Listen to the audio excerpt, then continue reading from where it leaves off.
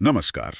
आज हम एक ऐसी कहानी में उतर रहे हैं जो जुनून, रणनीति और जीत की कहानी है। हाँ। भारतीय फुटबॉल के उस दौर की, जब सैयद अब्दुल रहीम नाम के एक कोच ने इतिहास ही बदल दिया।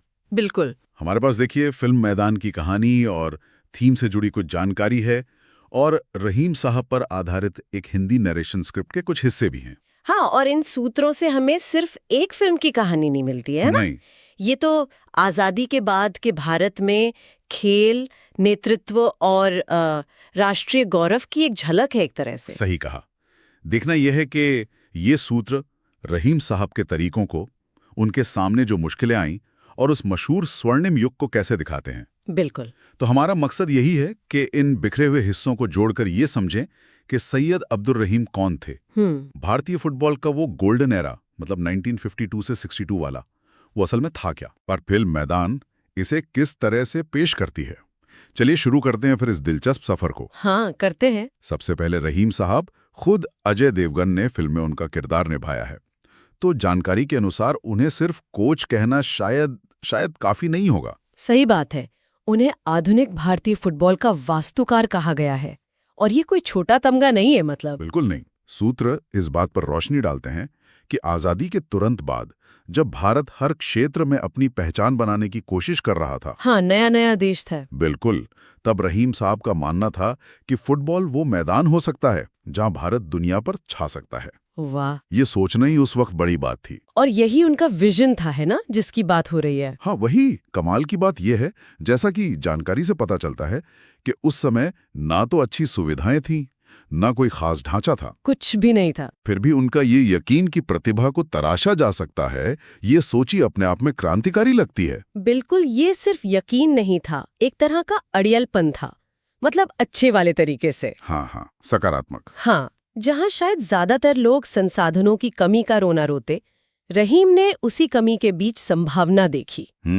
ये मानसिकता ही शायद उनकी सबसे बड़ी ताकत थी, जैसा कि इन सूत्रों से उभर कर आता है। लेकिन जैसा कि हर बड़ी कहानी में होता है, रास्ता तो आसान नहीं था। कभी नहीं होता। जानकारी साफ इशारा करती है कि रहीम को कई मुश्किलों का सामना करना पड़ा।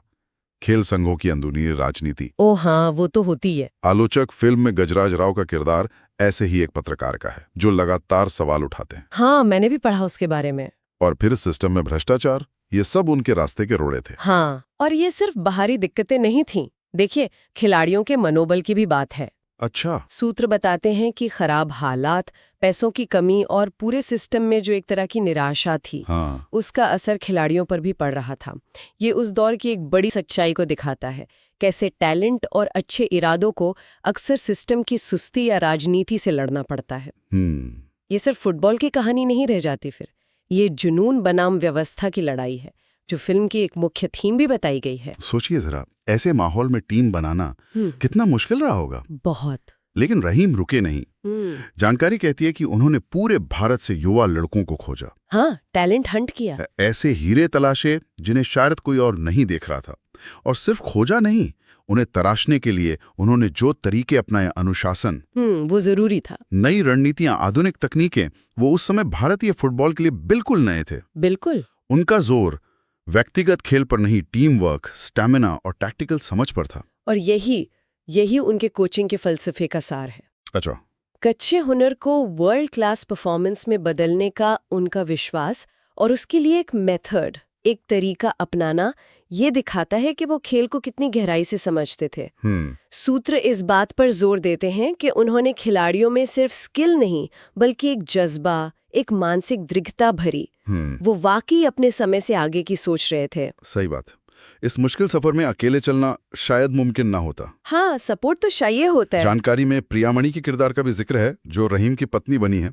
वो मुश्किल घड़ी में उन्हें सहारा देती हैं, उनके सपनों में साझेदार बनती हैं। और ये पहलू कहानी को सिर्फ एक स्पोर्ट्स ड्रामा होने से बचाता है, मुझे लगता है। हाँ, मानवीय पहलू। बिल्कुल। ये दिखाता है कि बड़े लक्ष्य हासिल करने में निजी रिश्तों का, परिवार के साथ का कितना बड़ा हाथ होता है। सही। इससे रहीम का किरदार और भी मानवीय और भी रिलेटेबल बन जाता है। एक कोच, लेकिन साथ ही एक पति, एक इंसान जो निजी जीवन की चुनौतियों से भी जूझ रहा है। तो ये तो ही पर्दे के पीछे की बात। अब आते हैं मैदान पर, हाँ, एक्शन पर। अंतर्राष्ट्रीय मुकाबलों पर।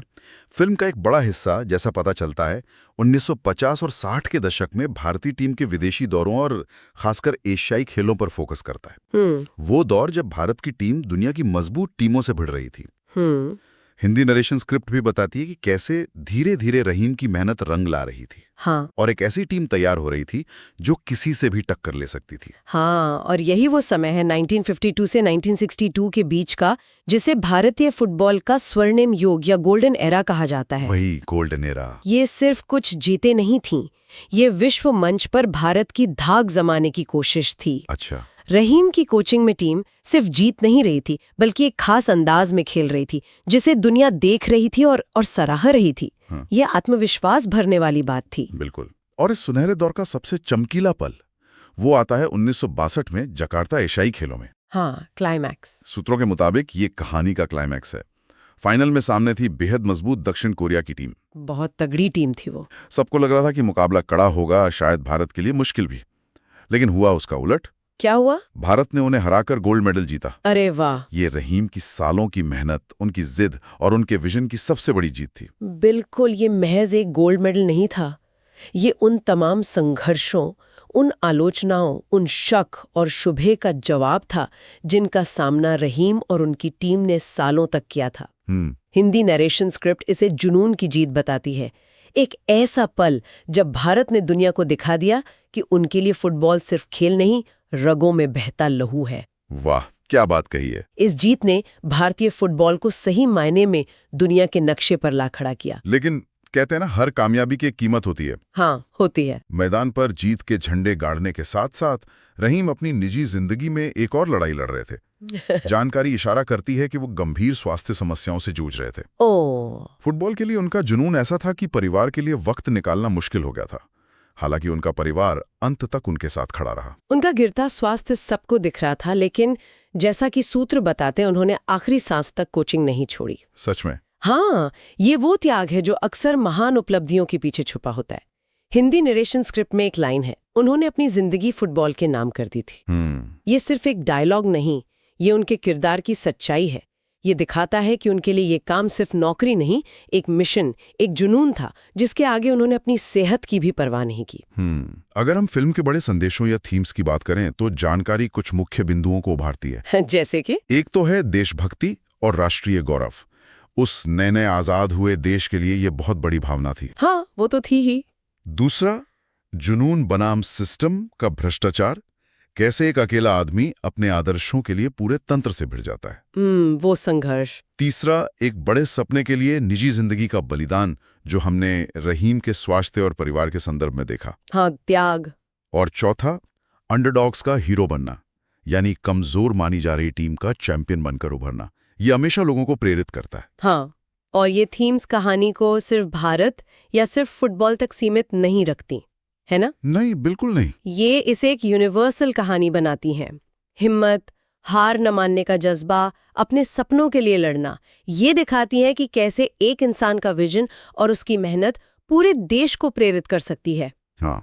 अंडरडॉग वाली बात खास तौर पर अहम है, क्योंकि ये बताती है कि कम संसाधनों के बावजूद भी बड़ी कामयाबी हासिल करना मुमकिन है, अगर इरादा पक्का हो। बिल्कुल। फिल्म में एक्टिंग की बात करें तो अजय देवगन के काम की तारीफ का जिक्र है। हाँ, मैंने भी सुना है, खासकर एक बायोपिक के लिए। हाँ, वरना मजा नहीं आता। बिल्कुल। किरदार का विश्वसनीय लगना और उस दौर का माहौल सही से बनाना, ये फिल्म की कामयाबी के लिए अहम होता है। फुटबॉल मैचों का असली लगना दर्शकों को सीधे उस एक्शन से जोड़ता है। सही। अगर सूत्र कह रहे हैं कि ये पहलू मजबूत है, तो ये फिल्म के प्रभाव को काफी बढ़ाएगा। तो कुल मिलाकर जो तस्वीर इन सूत्रों से उभरती है वो ये है कि सैयद अब्दुल रहीम एक असाधारण शख्सियत थे। हाँ, कह सकते हैं। एक ऐसे कोच जिन्होंने मुश्किल हालातों में भारतीय फुटबॉल को वो पहचान दिलाई जिसका सपना शायद ही किसी ने देखा था। सही बात है। फिल्म मैदान उन्हीं के सफर, उनके संघर्ष, उनकी अनोखी रणनीतियों, 1962 की उस ऐतिहासिक जीत और उनके निजी त्याग को सामने लाती है। ये कहानी है भारतीय फुटबॉल के उस सुनहरे दौर की जो जुनून, देशभक्ति और हर बाधा को पार करने की मिसाल है। एकदम सही कहा। और ये कहानी सिर्फ फुटबॉल फैंस के लिए नहीं है। नहीं, बिल्कुल नहीं। ये हर उस इंसान के लिए प्रेरणा है जो जानना चाहता है कि लीडरशिप क्या होती है, दृढ़ संकल्प का क्या मतलब है और अपने सपनों के लिए सब कुछ दांव पर लगा देने का जज्बा कैसा होता है। रहीम की कहानी बताती है कि एक अकेला इंसान भी अपने विश्वास और मेहनत से इतिहास का रुख मोड़ सकता है।